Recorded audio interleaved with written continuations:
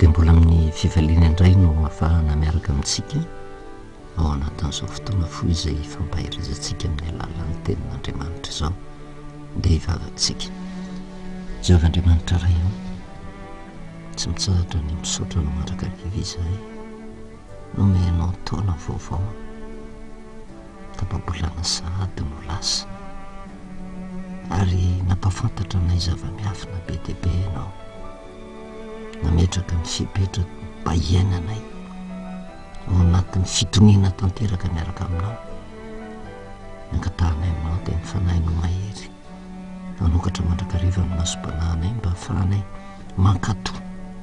ny teninao izay hitondra fiarovana ho anay. Tsapanay tokoa ety amin'ity zao tontolo izao ty, na manahoana na manahoana teny fampanantenana atao mba nanam-piadanana miaratsy ho fiainana izao. Betsaka ny loza, ny zavatra tsy ampozina rehetra hitranga, ary raha ny teninao izay manambara na dia ny taona izay nidiavina iny fotsiny aza, misy antony manokana dia ny tao tsabata pasika lehibe ho anao miditra amin'ny taona 2023, dia porofo aminay fa Andriamanitra mahafantatra ny zavatra rehetra ianao, kanefa tsy mamelanay ho tratry ny loza fa mametraka kosa ny toromarika rehetra ahafahanay miala amin'izany. Fanahinao masina anao ka hirotsaka amin'ny olonao indray, ampahery ny olonao hatramin'ny ambony indrindra ka hatramin'ny ambany, mba ahafantatra anao hiverina tanteraka aminao, ary anahitry ny toromarika rehetra apetraka ao mba hanana ny fiadanam-po. Dia mitenena Jehovah fa mihaino mpanomponao ny anaranao Jesosy, amen. Faly miarabantsika amin'ny anaran'i Jesosy, manao ny fahasoavana sy ny fiadanan'ny Tompo ao amintsika mandrakariva, araka ny fantatritsika tsy hiverenantsika lava lasa ny taona 2022, tahaka ny zanak'Israely voageja tao amin'ny tany Egypta, tonga ny vanim-potoana ny fanafahana, ary ao anatin'izay vanim-potoana ny fanafahana izay dia fizaham-toetra n'Andriamanitra, satria miala nenina ange Andriamanitra nandritra ny telo taona, nisiny ny zavatra mafy ny anjady manerana n'izao tontolo izao, ary izay fialan'nenin'Andriamanitra izay dia mafimafy kokoa ny taona 2022 nanazavana tamintsika nandritra ny taona iray manontolo, sabata lehibe ny Jehovah ny taona 2022, pasika lehibe ny Jehovah, sady misy famonjena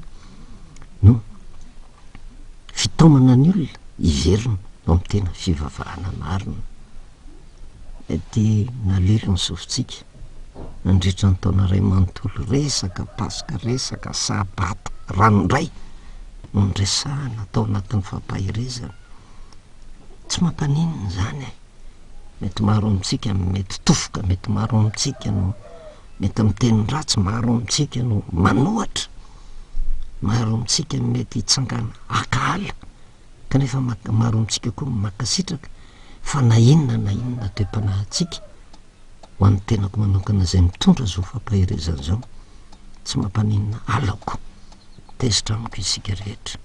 alaoko tsy faly amiko isika rehetra, kanefa voavonjy ny fanahintsika dozay ampanantena zavatra voakaty tsy ho tanteraka, kanefa hitondra fahaverezana ho antsika tsiraray avy. Ny anton'ny fampahirezana dia fampahirezana ho amin'ny fiangonana rehetra tsy akanavaka, tsy mametavetan'izaniza, satria ny fiangonana rehetra angean'Andriamanitra, fa tsy hoe rehefa n'Andriamanitra dia tsy maintsy vonjeny, fa ao anatin'ny fiangonana indray dia mijery ny isam-batan'olon'Andriamanitra iza ny tena manaraka ny sitrapony. Tapitra ny taona 2022 dia tahaka ny zanak'Israely, tapitra ny fampahoriana tao amin'ny tany Egypta, mivoaka ary izotra amin'izay ho any amin'ilay tany Kanana, zay sary zay ny tokony ho tsarovatsika. Tapitra ny taona 2022, sabata lehibe ny Jehovah, ny pasika lehibe, betsaka ny fampianarana mahakasika ny pasika, betsaka ny fampianarana mahakasika ny sabata, tsy midika zany fa tapitra ny sabata, tapitra ny pasika, fa miditra amin'izay tsika taona 2023, tsy zavatra mora ny zavatra trehantsika, zavatra mafy ny zavatra tsy maintsy antalovatsika, ary tsy isika rehetra fa ty zao tontolo zao ty mihitsy tsy misy fiainana mihatsara zany raha anantena an'ity zao tontolo zao ty fa saingy ny afahantsika mivoaka de tsy misy afa-tsy ny fiverenana amin'Andriamanitra. Ary zay no mandraisantsika an'ireny salamo fahatelo amby telopolo zay mampaherezana antsika teto ireny hoe tena ho an'ny firenena manokana ny andininy roambifolo sambatra ny firenena zay manana ny Jehovah Andriamanina de ny olona no fidiny olovany. Tsy misy afa-tsy ny fananana ny Jehovah Andriamanitra. Ary zay fananana ny Jehovah Andriamanitra tsy atao plivava zay hoe za mivavaka ary tsy rery avan'zay amin'ny antoko-pivavahana hoe za atsy na za roa, tsy mitenina antoko-pivavahana fa an'Andriamanitra tsika de mifankataovantsika ny teniny zan'Andriamanitra toetra am'izany angentsika manomboka amin'ity taona 2023 ty satria Andriamanitra tsy hoe alefalefa ny fotsiny ianao de manao zay tiana atao anao de ho tsaran'Andriamanitra am'izany fa Andriamanitra manolotra lalana 3 taona maninjikinjy. Ary ny taona 2022 de nisy fepetra be deabe napetraka Andriamanitra fa Andriamanitra kosa nefa tsy manery. Mety amintsika de arao de mitaty mivokantsika, tsy mety amintsika de zay fisainantsika atao, zay lasitra fototra ny ainantsika atao, fa tsy misy vokany daholo reo rehetrarehetra eo. Fa ny zavatra nampitaina tamintsika ty de zao ny ananantsika fiadanana sy fahasoavana, fierovana tanteraka mandritra ny famakivakytsika taona 2023 ary raha taritina lava kokoa mandritra ny tombon'androm-pahavelomana omen'Andriamanitra atsika nge ny lalaka izoroantsika de eo ambanin'ny fitaritan'Andriamanitra. Fa saingy ny firenena miatrikady am'izao vanim-potoana zao tsy tongatonga ho azy ozytsika hoe tapitra ny taona 2022 inona zavatra miandry ny firenena raha tsy hijery fotsiny ny zavatra karakarainy de mifidirina ny fifidianana de veritsika fa moranga io miteny daholo na ny fireneny dehibe na ny eto toerana mahavalalana ny olona. Za manokana de tsy hiditra am'izany fa ny zavatra tiako ampitaina amitsika de mampitodika atsika amin'Andriamanitra zay mifeny tany sy ny fanjakana ao aminy misy ny vahaolana ary tsisy lala tokana azahoana fahasambarana eo niva firenena afa-tsy ny fananana ny Jehovah ho Andriamanina. Inona le lalana de fa hitatsika tany amin'ny tantara ny fipetranapetraka Andriamanitra tamitsika mamerina n'izany rehetrarehetra zany. Tantara faharoa toko fafito ny andininy fahatelo ambifolo sy faefatra ambifolo ko raha indro raha nampiatorany andro ao izy ka tsy misy ranonorana latsaka na saiko mandany ny tany ny valala na naterako arety mandringana ny oloko raha ny oloko zay natsona amin'ny anarako no avy anetry tena ka hivavaka sy hitady ny tavako ary ala amin'ny ratsy fanaony iaino any an-danitra ozy ka amelany elony ary ahasitrana ny taniny. Io ihany ny vahaolana hafahafa fa ny fanekenana io no fototra anankiray hidiran'ny fahasambarana ao amintsika na de meratsy ary zao fiainana zao satria voalazan'ny Jehovah eo ireo karazan-doza maro isan-karazany fitiny am'ireo fotsiny inge miantona ny andro tsisy ranonorana milatsaka mandany ny tany ny valala asaiko anaterako arety mandringana ny oloko zany ange ny zavatra misy am'izao vanim-potoana zao kanefa misy fepetrapetraka-Andriamanitra raha ny oloko zay nantsona amin'ny anarako. Sika rehetra nantsona amin'ny anaran'i Jehovah antsona n'inona hiverina amin'i Jehovah ovinany nantsona de lotona ny sesy ary mafy be ny taona 2022 miverena amin'i Jehovah Isaia 58 tsy adinitsika fivavahana marina fifadikanana marina fitandremana ny sabata ankasitrahan'i Jehovah misy teny toky omen'Andriamanitra ary io na inona zavatra tao de zao tsy tonotonom-poana ny anaran'Andriamanitra fa aseho am'fankatoavana ny teniny mivoakotsika taka ny zanak'Israely voako amin'ny tany Egipta de inona ny zavatra mitranga nisy ange ny fipetra napetraka Andriamanitra satria mivoaka daholo sika na zanak'Israely na ny Egyptianina fa tantanan'i Jehova ny zanak'Israely avy amin'i Jehova no natonga azy ho tafavoaka. Fipetrana vahany voaka tao de ny Paska zay any amin'ny jauna mira sabata lehibe ny dikany tena fiverenana amin'i Jehova. Mivoaka izy fa nga rehefa mivoaka de moramora ny fiainana, fa nga rehefa miaraka amin'Andriamanitra de ilamindamina ny fiainana. Fa eo indrindra manamboatra Andriamanitra satria tsy mitsahatra miaina ty am'ty zao tontolo zao ty zay meratsy isika de tsy mitsahatra ny loza, tsy mitsahatra ny aretana, tsy mitsahatra ny fahadalàna, tsy mitsahatra ny zavatra tsy ampozina rehetrarehetra, anongotra atsika, ampiala atsika amin'Andriamanitra.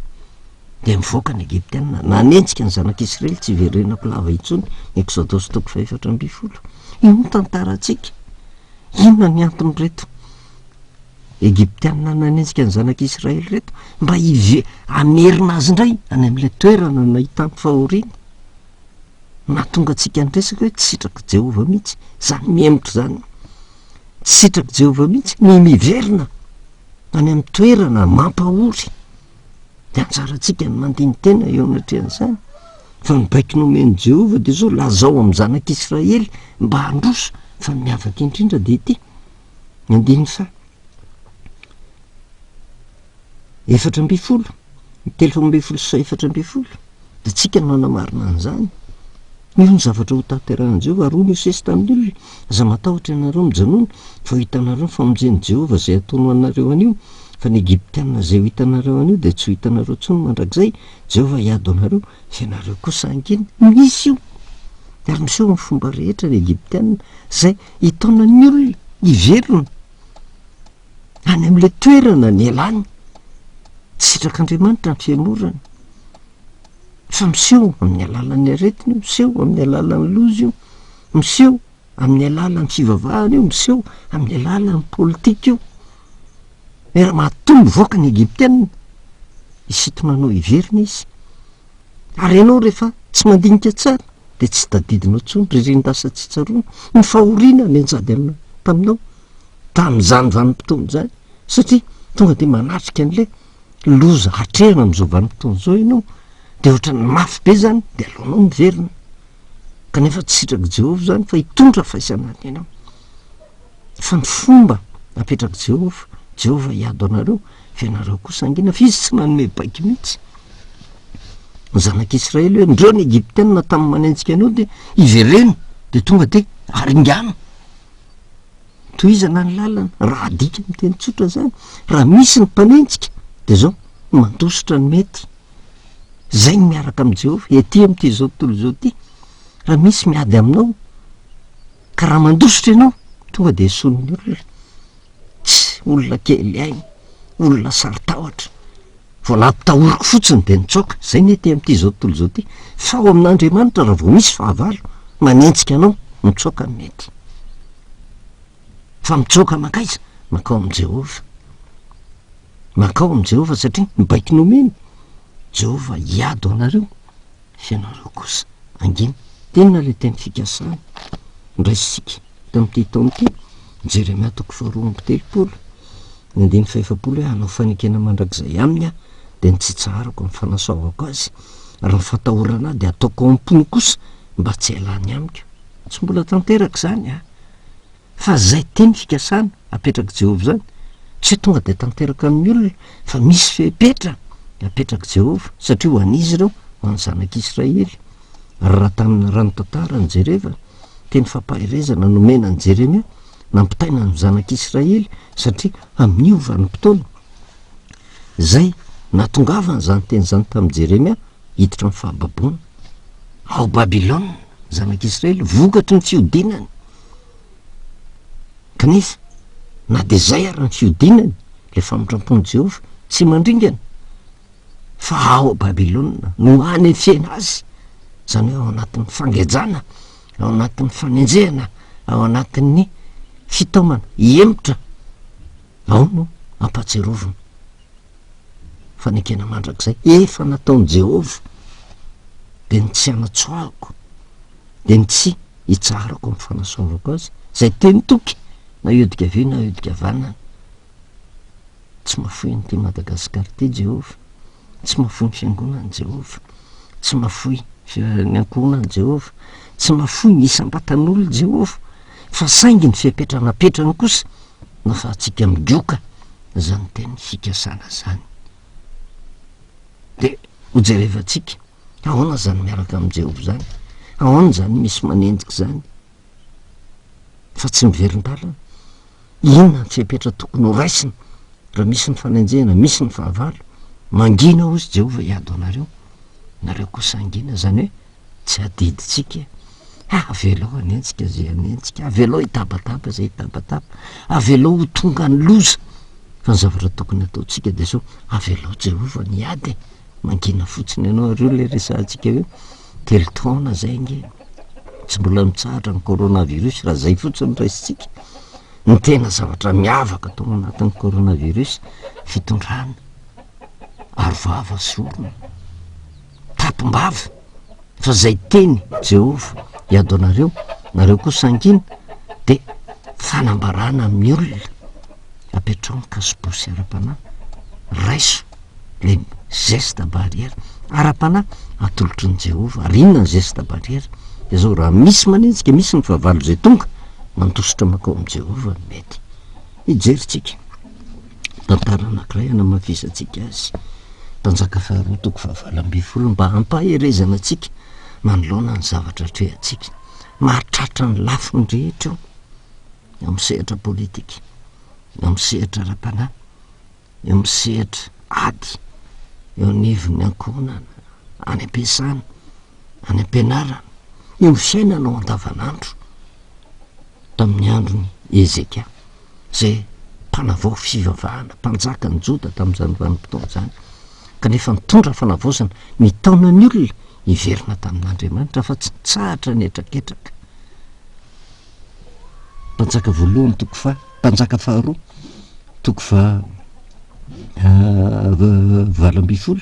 de ny andiny fahatelo amby folo, vakitsika hatreo amin'ny andiny fahatelo amby folo.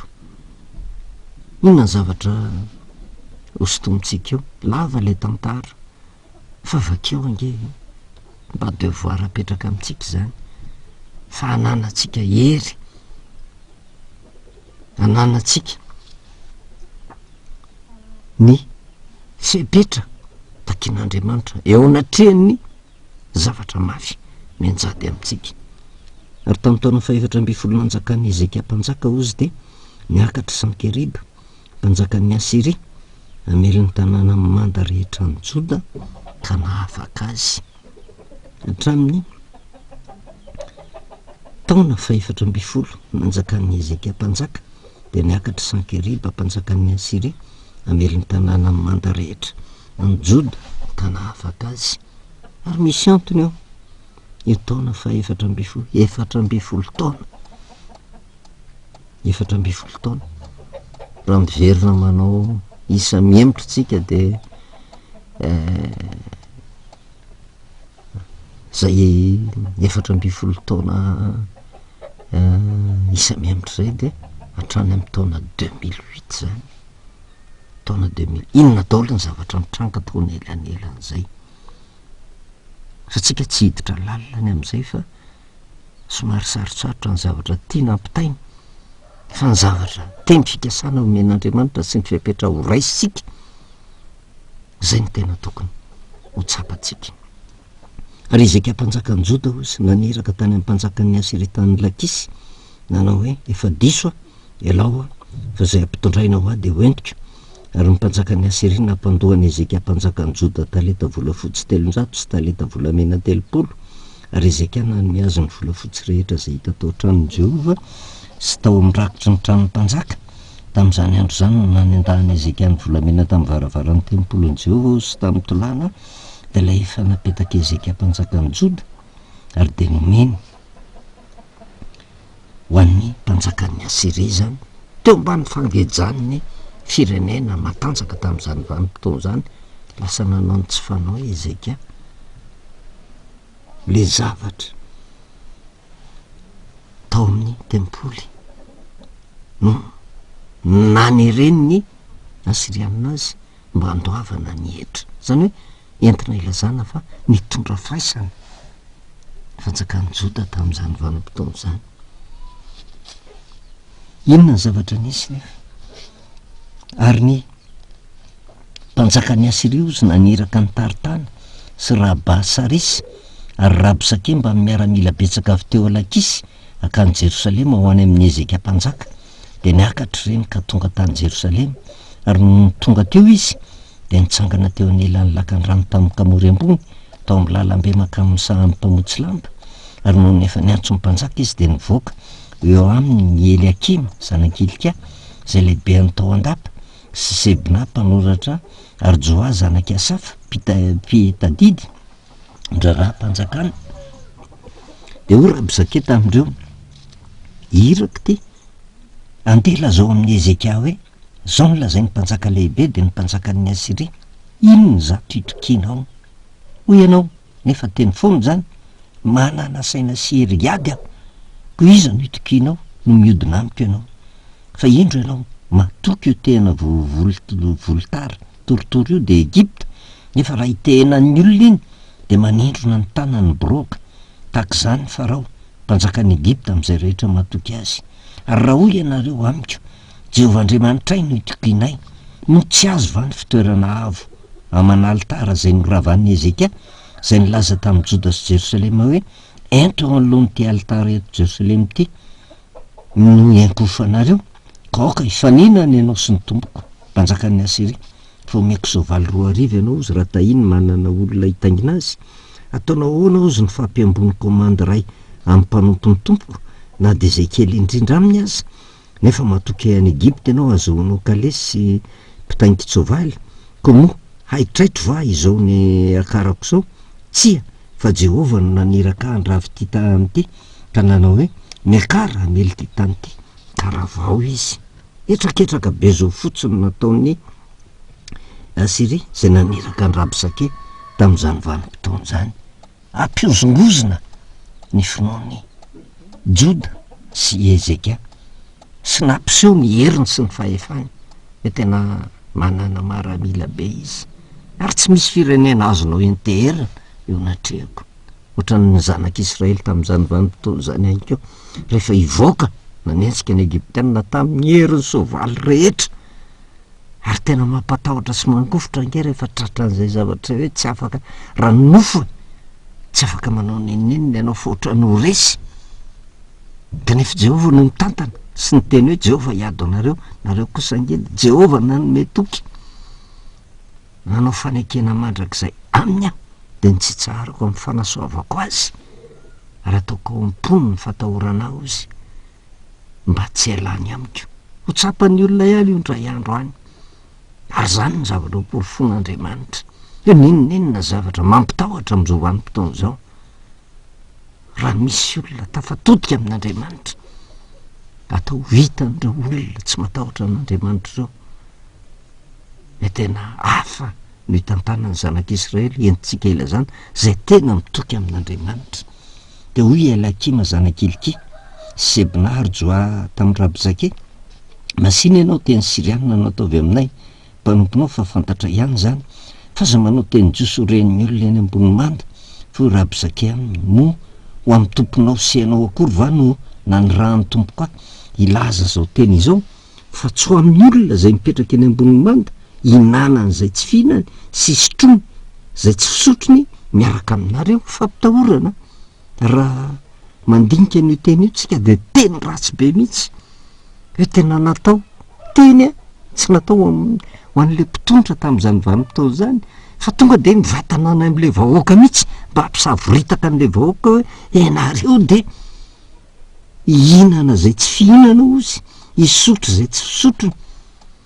zay ny zavatra ka raha fa mivahoaka ny voakitika am'izany de miteraka fiokony zany amin'ny mpitondra ary zay no natonga ny reto olona reto miteny hoe ataovy amin'ny teny Sirianina ihany ozy fa fantatra ihany zany fa aza manao teny joso ho reny olona ety ambony manda zany hoe vahoaka ho amintsika ihany ho amintsika mpitondra ihany fa aza vizanina am'izany ny olona vina zavatra mitranga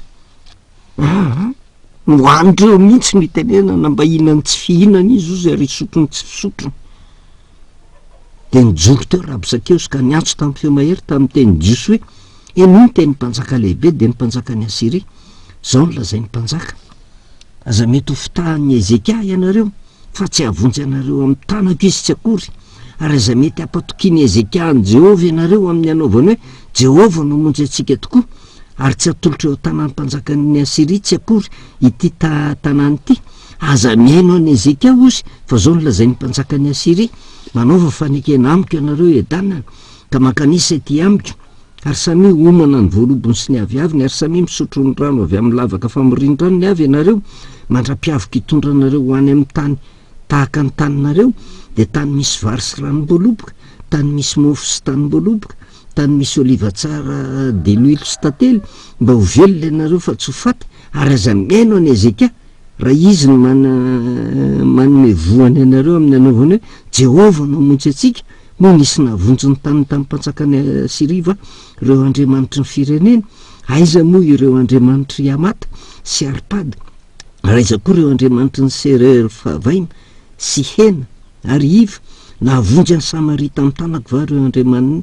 iza moa amin'ny andriamanitra rehetra amin'ny tany no efa navonjy ny taniny tamin'ny tanako ko aiza navonjeny Jehova ny Jerosalema tamin'ny tanako zany ny teny fampitahorana nentiny reto hiraka avy amin'ny mpanjakan'ny Asiria ireo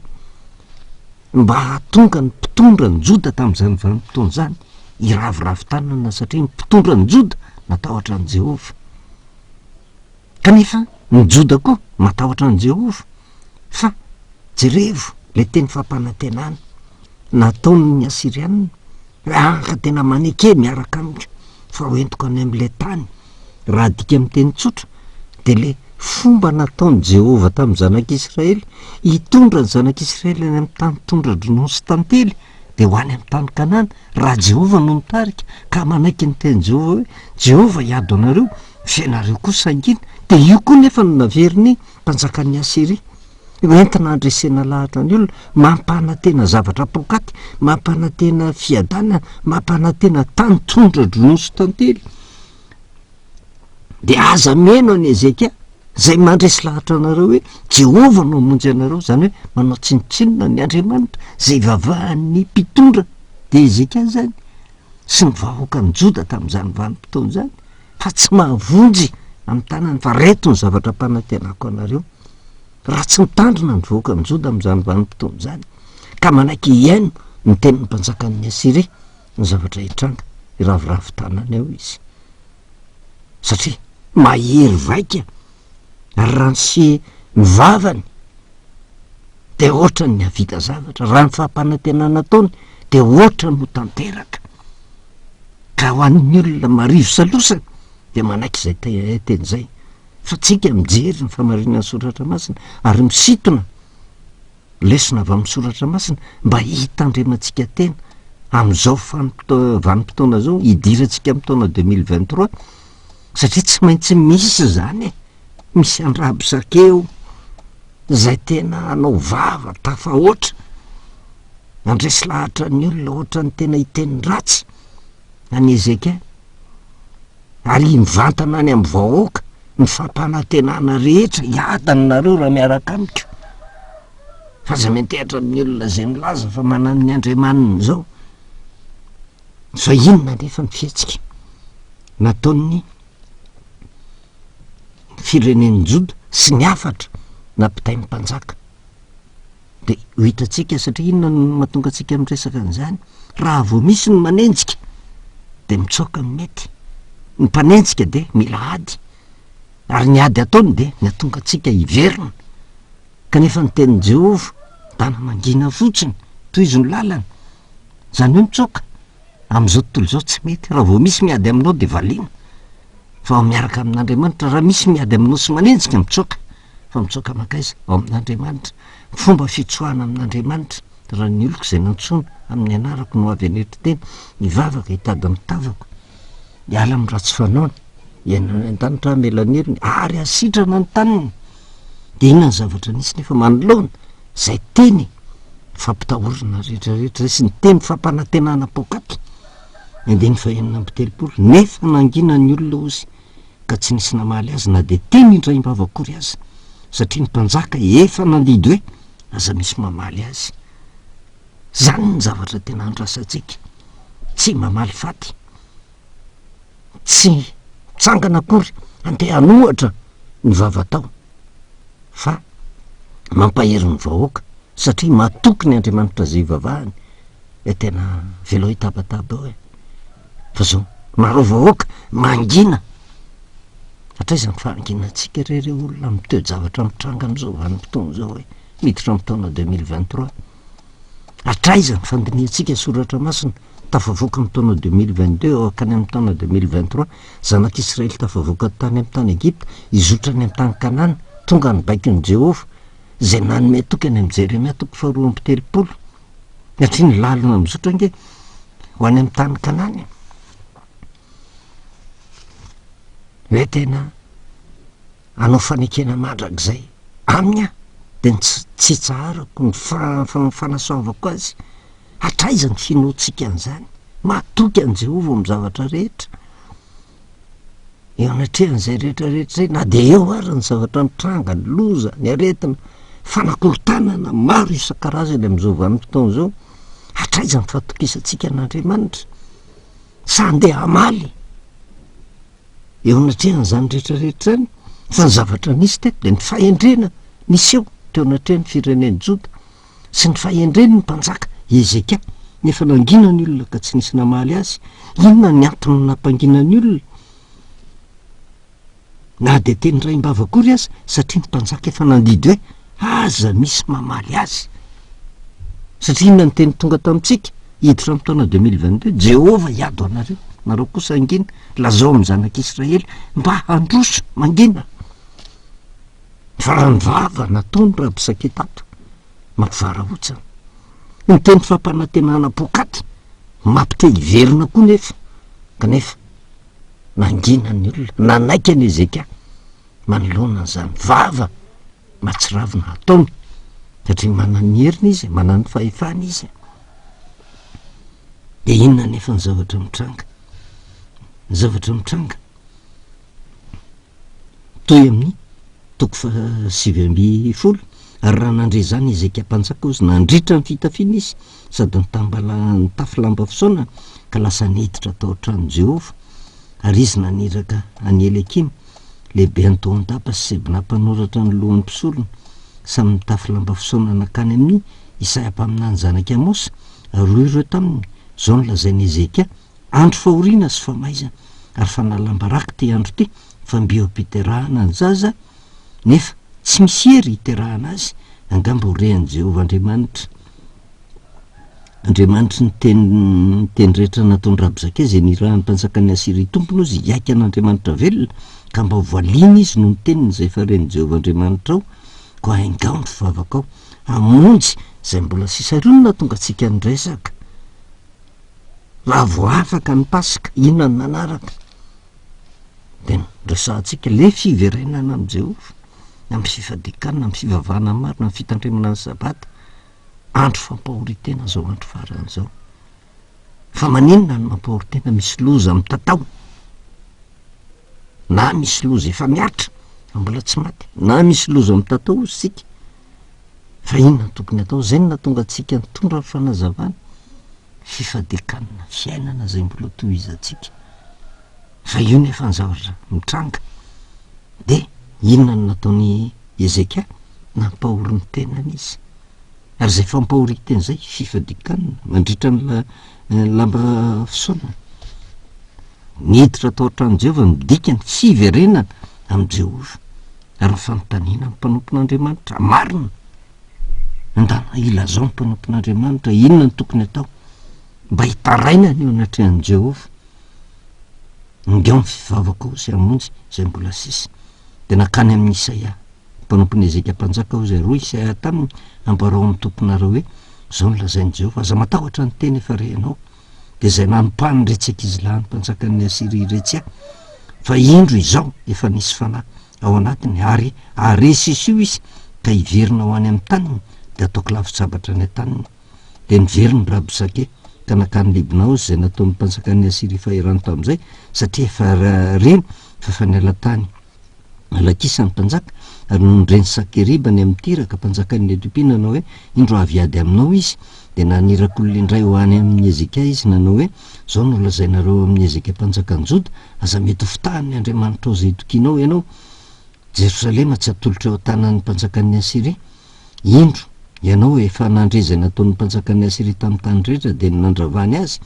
ka ianao kosa va no voavonjy mona avonjy azy va ireo Andriamanitra firenena noravany razako de Gozana sy Arana sy Razefa ary ny taranak'Edena zay tao Telasara aizany mpanjakan'ny Amata sy ny mpanjakan'ny Arpada ary ny mpanjakan'ny tanàna Sefarvaima sy Ena ary Iva de noraisiny Ezeka tamin'ny tanany miraka ny taratasy ka novakiny de niakatra nakohatran'i Jehova izy namelatriny teo anatrehan'i Jehova ary Ezeka mivavaka teo anatrehan'i Jehova nanao hoe Jehova Andriamanitra ny Israely eo zay mipetraka eo amin'ny kerobimy ianao de ianao irery ihany no Andriamanitra ny fanjakana rehetra ambony tany fa ianao no nanao ny lanitra sy ny tany ozy atonga lany ny sofinao Jehova ka mihaino ahirato ny masonao Jehova ka mijere mandrenesa ny tenin'ny Sakeriba zay nampitondray ny aika an'Andriamanitra velona Jehova marina ihany Jehova marina ihany tokoa fa ireo mpanjakan'ny Asiria de efa nandravan'ny Jentilisa sy ny tany ary efa nanary ny Andriamanitra tao anaty hafa satria tsy Andriamanitra reny fa santanan'olona ihany de hazo sy vato ka de hazo ny nosimbaina ko ankehitriny Jehova Andriamanitra io mitaraina aminao vonjeo izay amin'ny tanany mba fantarany fanjakana rehetra ambony tany fa ianao de anao irery ihany Jehova no Andriamanitra inona ny zavatra nisy tsy namaly mihitsy Ezeka fa na de tonga rany taratasy de mitondra n'le taratasy teo anatrehan'i Jehova mitondra ny taratasy teo anatrehan'i Jehova namelatra izany teo anatrehan'i Jehova zay no andrasan'Andriamanitra amintsika manoloana ny toe-javatra mitranga rehetra hoento eo anatrehan'i Jehova zay le fandosirana Jehova hiady anareo ianareo kosa angina ambarao amin'ny Jehova miady sehatra atsika ary zay ny tokony ataontsika isambatan'olona zay mipetraka eo amin'ny toerany tompona andraikitsy na ny fitantanana na ranofina ny fitantanana ara-panahy fitondrana ny firenena fitondram-piangonana manoloana ny zavatra mafy zay andalovana verina amin'Andriamanitra mamelatra eo anatrehan'Andriamanitra ny toe-javatra misy fa tsy miezaka miady hitondra vahaolana araky ny eritreritry ny teny fa Jehova renao zany rehetrarehetra zany de hoentina eo anatrehanao inona no atao vonjeo zay ary zay keo mampitaina amintsika isambatan'olona tsiraray avy iza no tokony hitaraina hitady vahaolana amin'olombelona va tsia ny isambatan'olona tao amin'Andriamanitra amelatra eo anatrehany ny zavatra matery azy de velao Jehova ny ady fa izy angina fizy efa ny teny ny Egiptianina zay hitanareo an'io tsy hitanareo tsony mandrakizay atokisany zany teny zany lazao amin'ny zanak'Israely mba handroso ary niorena atsika amin'ny teny fikasana taona 2023 efa nanao fanekena mandrakizay taminy tsy manatsoaka ny fanekeny Jehova na de mpiodina ara zanak'Israely tamin'izany vanim-potoana zany tsy manatsoaka ny teny fikasana amintsika eto amin'ny fireneny Jehova na de mpiodina ary tsika misy ny korotana maro isan-karazany fa eto nanehoan'Andriamanitra ny voninahiny Egiptianina zay hitanareo anio tsy hitanareo tsony mandrakizay Jehova hiado anareo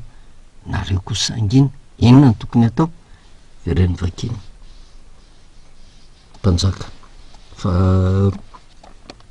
toko fahavalo-ambifolo sy sivy-ambifolo izy tombatsika lesona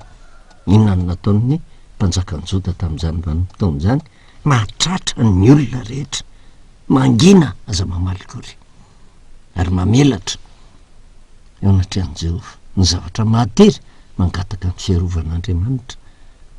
ary Andriamanitra mihaino ny vavaka ataon'ny olona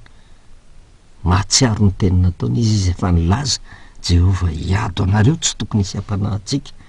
fa tsy hoe hiandro fotsiny amin'izao hoe alao hojerevana zany fa mitaky ny isambatan'olona kosa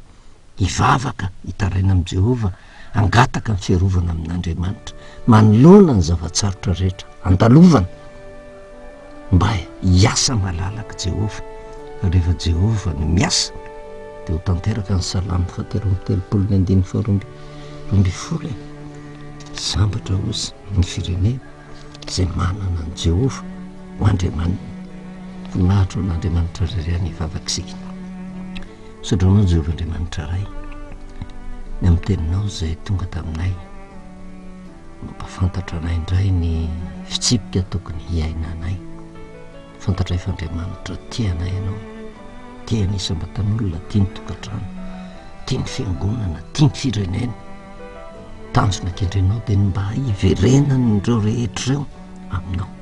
amin'ny fivavahana marina tsy hitehitra amin'ny zavatra te amin'ity zao tontolo zao ty amina fikambanana na amin'ny fiangonana sy hitehitra amin'ny famarinany teninao dia mba ho tahaka ny vavaka na sandratra izay ka ny hainonao ny vavaka sandratra itompo raiso tompo vonjeo ty fireneny ty ny amin'ny korotana ny amin'ny loza ny amin'ny zavatra maro tsy ampozana mety hiatra sokafo ny masom-panahanay ahita ny sampinao mitsotra fa marina ny teninao ary dia taio zao firenena zao mba mifanahinao no hiasa atonga azy hiverina tanteraka aminao ary tsy ireo rery any fa ny fiangonana izay natsanganao eto amin'ity firenena ity natao hitaizany olona mba ho tonga olo-pirenena vanina mba entehitra tanteraka aminao fa tsy amin'ny fahendreny hitaraina aminao mba hamonjenao zao firenena zao mitokantrano ny isambatan'olona fa na hainao mitaridalana azy mba ho tafaverina marina aminao tompo dia hiatan'izao firenena zao satria manina anao jehova ho andriamanitra misaotra indrindra ray amin'ny anaranao jesosy amen manao velomantsika amin'ny anaran'i jesosy manao na ny fahasoavana sy ny fiadanan'ny tompo ho amintsika mandrakariva